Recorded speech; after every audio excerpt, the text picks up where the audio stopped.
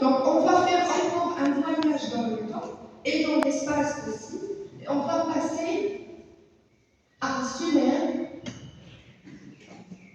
en Irak, l'Irak actuel, et c'est 3000 ans avant notre ère.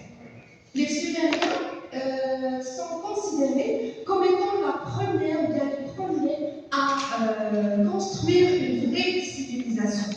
Ils ont eu des connaissances développées en matière de médecine, en matière de mathématiques, en matière aussi d'astronomie. Et ils ont développé des connaissances leur permettant de pratiquer cette connaissance au quotidien.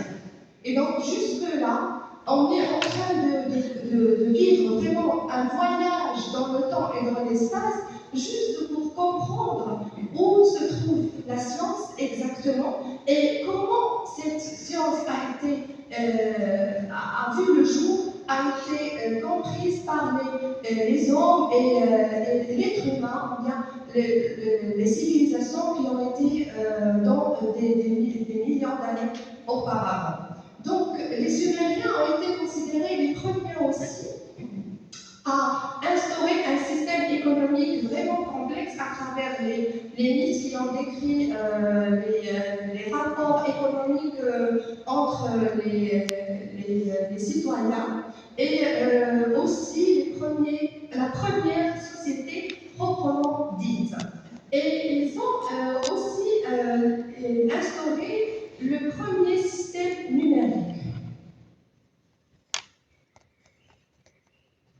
Le premier système d'écriture complexe. Pourquoi écriture complexe? Parce qu'il s'agissait des symboles. Il ne s'agissait pas de l'écriture qu'on connaît aujourd'hui, les lettres, l'écriture alphabétique. Donc, ils étaient aussi doués pour l'astronomie, pour les mathématiques, et on a trouvé, les archéologues ont découvert des tablettes cunéiformes. Ce sont les tablettes cunéiformes, des tablettes en argile qu'on a découvertes. Et à travers ces tablettes, on a découvert que les Sumériens ont été les premiers vraiment à utiliser un système numérique qui a été développé dans le temps. Pourquoi développer? Parce que les premières tablettes cunéiformes présentaient le comptage à travers des symboles. Ils ont commencé par faire ceci.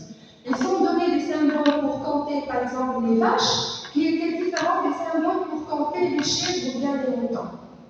Mais à travers des découvertes des tablettes cunéiformes, les archéologues se sont rendus compte qu'ils ont instauré le même système numérique qui se basait sur les valeurs absolues. Ça veut dire un seul symbole pour compter et les vaches, et les moutons, et les chèvres et toutes les autres choses.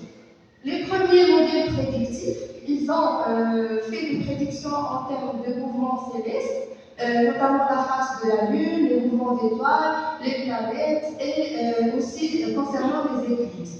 Les concepteurs de l'idée du nombre et aussi du système décimal, qu'on vient d'expliquer, et ils ont aussi une maîtrise de métallurgie. Et la première fois que la notion de transformation des métaux a vu le jour, c'était avec les Sumériens, 3000 ans avant notre ère.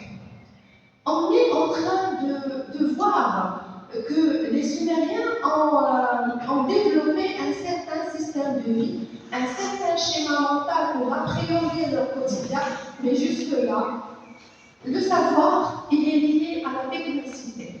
Je développe un modèle mathématique, oui, mais c'est juste pour avoir un résultat sur le champ qui va me faciliter la vie. C'est vrai, je transforme les métaux, mais c'est pour l'utilisation quotidienne. Et tout ce savoir, il n'est pas appréhendé, il n'est pas utilisé pour le savoir, mais non pour l'utilisation quotidienne, pour la vie quotidienne, et il est expliqué par la volonté divine. D'accord? On va encore voyager dans le temps, on va rester